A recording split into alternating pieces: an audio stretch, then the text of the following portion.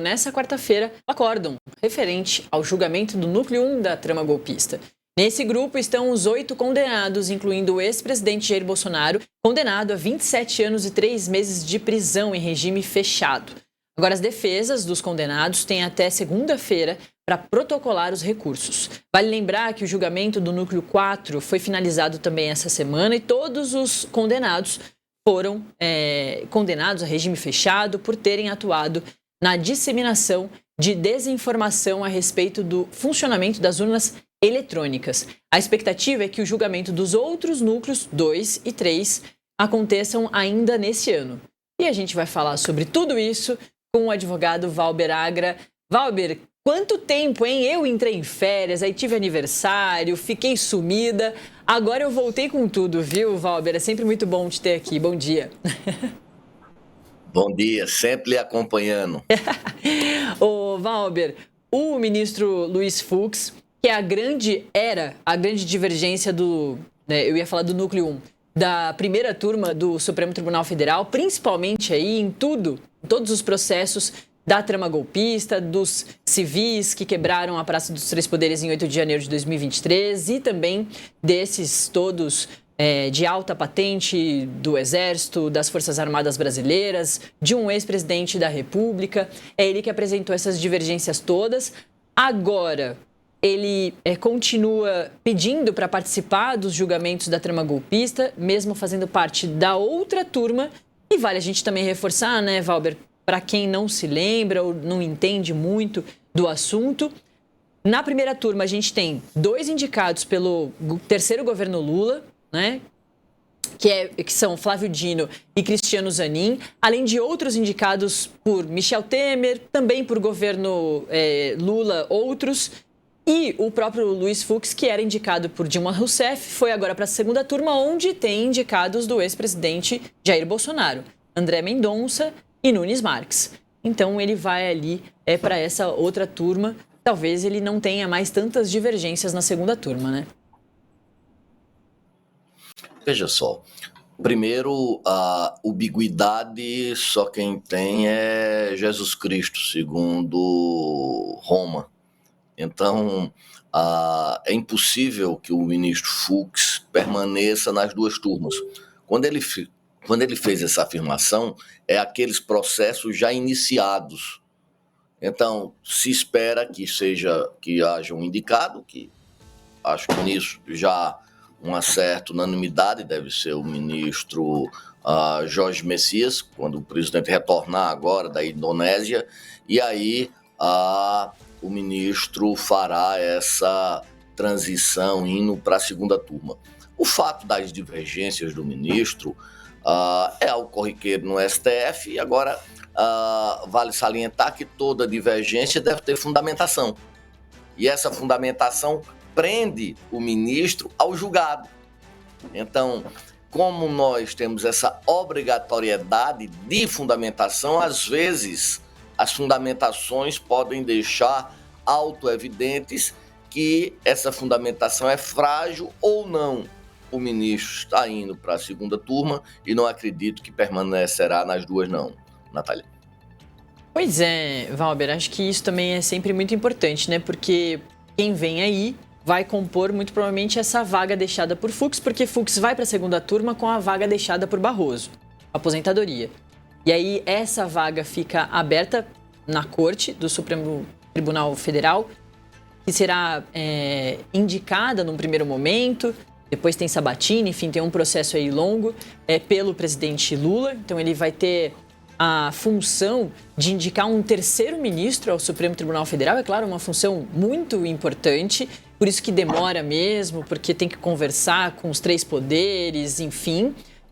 Além de ouvir também a opinião da sociedade civil, que tem pedido muito para que o presidente Lula aproveite a oportunidade para colocar uma mulher negra. A ministra Carmen Lúcia vai se aposentar em breve e com a saída dela aí a gente vai ter um Supremo Tribunal Federal 100% masculino. Então é um processo lento. E aí, com a saída do Barroso e também com a saída do Fux para o lugar do Barroso na segunda turma, vai ficar aí uma primeira turma que talvez tenha, né, A não ser que tenha outras mudanças, outros pedidos da segunda turma aí para a primeira turma, mas que talvez tenha uma primeira turma com só indicações de governos petistas, né? De outros governos do presidente Lula, desse governo Lula e do governo de Dilma Rousseff e, na verdade, aí com o governo do Michel Temer, que pegou ali o governo da Dilma Rousseff. Veja só, Natália, o governo, como você bem frisou, o governo Lula 1, 2 e o governo Dilma 1 ou 1,5, como você queira denominar, eles fizeram, isso é uma tradição histórica do socialismo. Tem dois teóricos socialistas que se chamam Pazucanes e Stuttgart, que ele dizia, não, o direito não é um microcosmo de poder, não. Então a gente pode modificar com uma decisão política e o direito não vale de nada. Então, o PT sofreu muito nos seus governos 1, 2, porque as indicações eram indicações meio aleatórias. Se juntavam um ministro da Justiça e um advogado de confiança do presidente e começavam a fazer escolha com base em critérios mais variados. Por exemplo, eu quero um ministro ligado à igreja, eu quero uma mulher, eu quero um ministro negro. E essas escolhas, que eram escolhas sem ter o talante da confiança do presidente, se revelou, em alguns casos, uma quebra de expectativa. Porque o que é que se espera do STF? Espera-se que os ministros, que têm uma tradição histórica, renome, etc., eles tenham um modo linear de atuação. Ruim para a sociedade, ruim para o mundo jurídico, é quando há instabilidades. E essas instabilidades, eu vou eleger alguém que deve ter algum perfil X, e quando chega lá, ele muda esse perfil. Então, por conta disso, o presidente hoje, de forma, diríamos, salomônica, está tendo um maior cuidado, uma maior acuidade para indicar, não se deixando levar, eu quero uma mulher negra, mas por que uma mulher negra? Eu quero um homem... Então, se não tiver um trato hoje de confiabilidade com o presidente, tende ao presidente não fazer essas escolhas. A questão da indicação, né? A gente vê, no caso do ministro Luiz Fux, foi indicado pelo governo da Dilma Rousseff, pela presidente Dilma Rousseff, né? Ex-presidente Dilma Rousseff, e, no entanto, no caso da trama golpista, foi a divergência, né? Muito no comecinho da sua primeira resposta, uma divergência que se encontra com discursos bolsonaristas, e a gente não está aqui dizendo que o ministro Luiz Fux é um bolsonarista, não é isso que está se falando, mas trouxe divergências dentro desse julgamento e que lembram, né, discursos ou defesas que os próprios bolsonaristas vêm fazendo a favor do ex-presidente Jair Bolsonaro. Então vamos voltar para a trama golpista, para além de Luiz Fux ou dos ministros, mas sobre um processo que continua, né? Muita gente pergunta aqui, Valber, quando que as penas vão começar a ser cumpridas? Porque o ex-presidente Jair Bolsonaro, todos os outros aliados dele no núcleo 1 ali na trama golpista, ou seja, na cabeça, na liderança desses planos para golpe de Estado, receberam suas penas lá em setembro, no julgamento, e ainda não começaram a cumprir. O ex-presidente Jair Bolsonaro está preso em casa, ainda segue há algum tempo, mas é em relação a um outro inquérito. E um inquérito que não foi julgado ainda. O que ele foi julgado e condenado é a da trama golpista. Isso tudo só vai acontecer, ele só vai cumprir quando acabarem todos os outros processos que podem acontecer a partir agora desse novo momento em que a gente tem que as defesas agora podem apresentar os pedidos de recurso, né, professor? Veja só, como foi 4-1, só aumenta um voto pela absolvição, que foi do ministro Fux, não cabe o que a gente chama de embargos de divergência. O que vai caber aí é o que nós chamamos de embargos declaratórios. O que são esses embargos declaratórios? São embargos para aclarear a decisão, quando houver uma omissão, quando tiver dúvida, quando precisar, que essa sentença fique mais cristalina. Cabe quantos embargos declaratórios?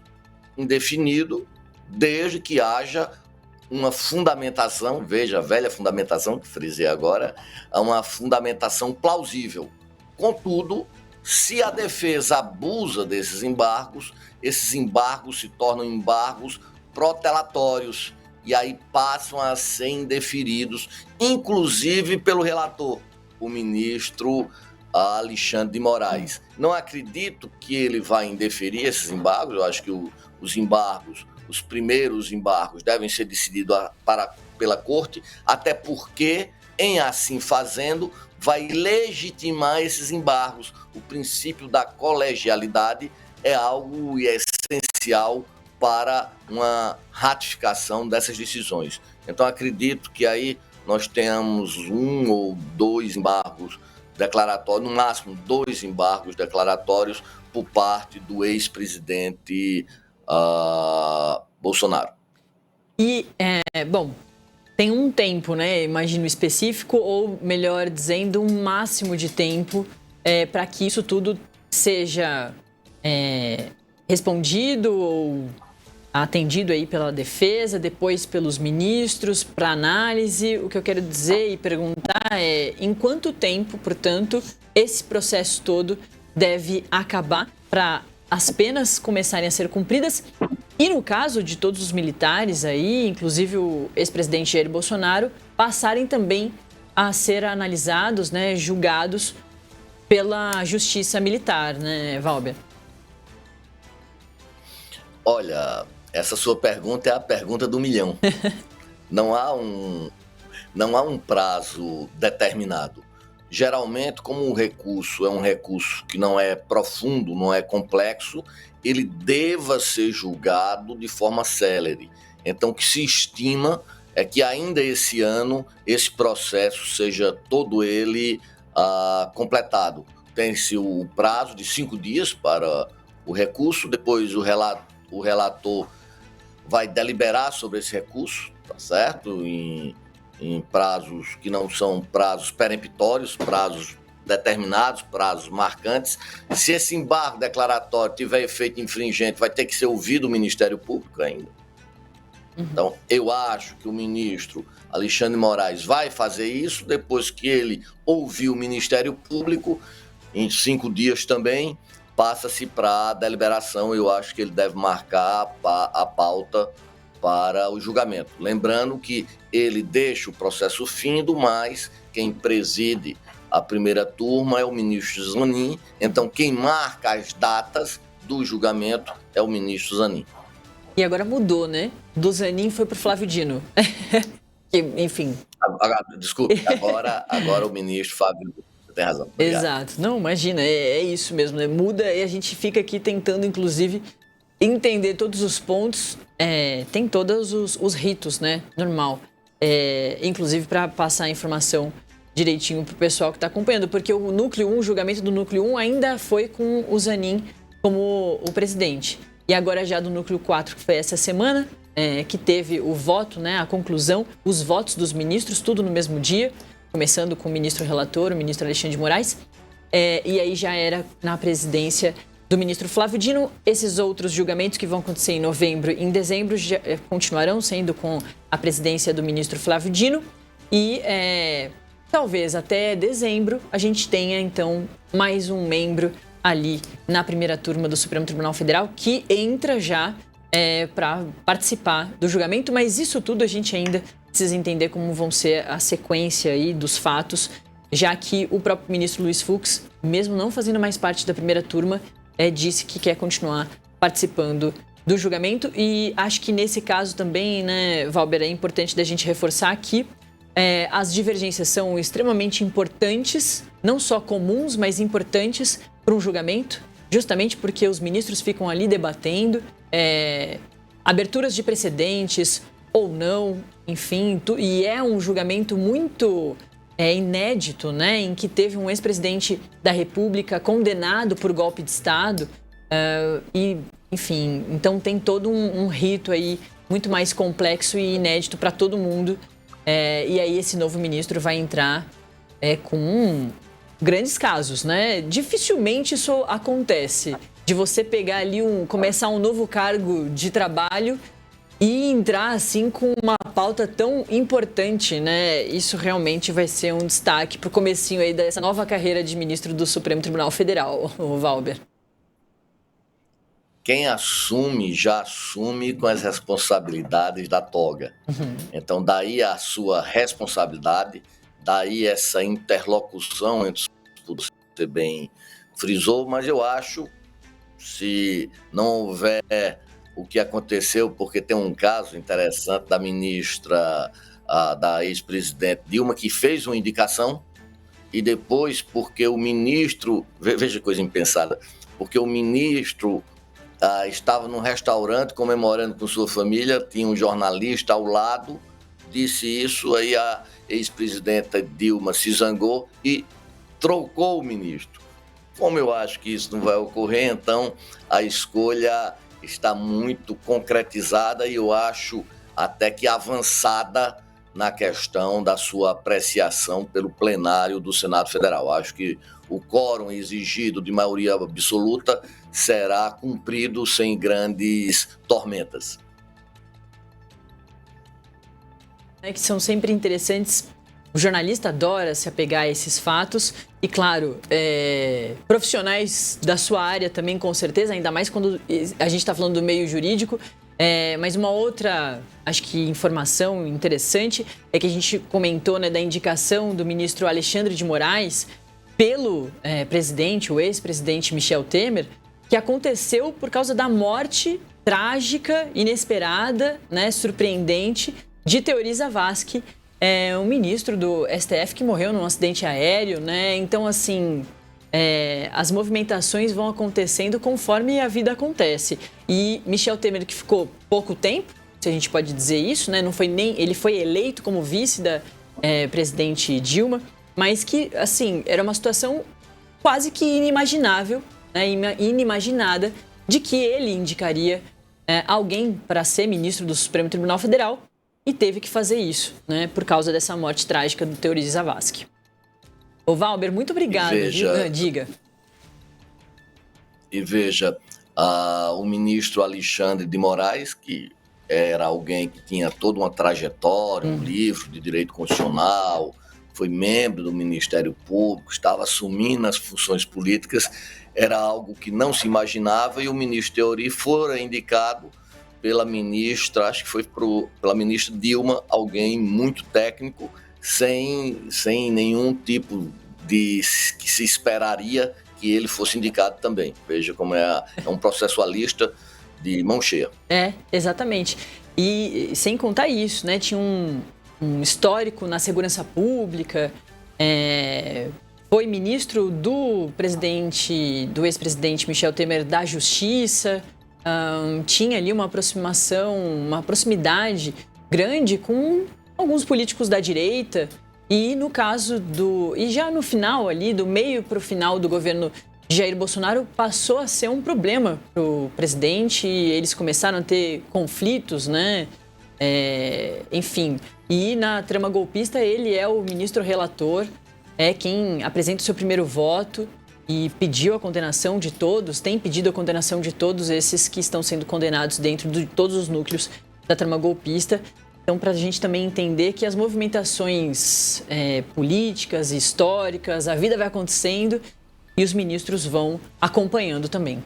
Valber Agra, muito obrigada, advogado constitucionalista que está sempre aqui com a gente para nos fazer entender ou ajudar a gente a entender tudo que está acontecendo no meio jurídico. Valeu, viu?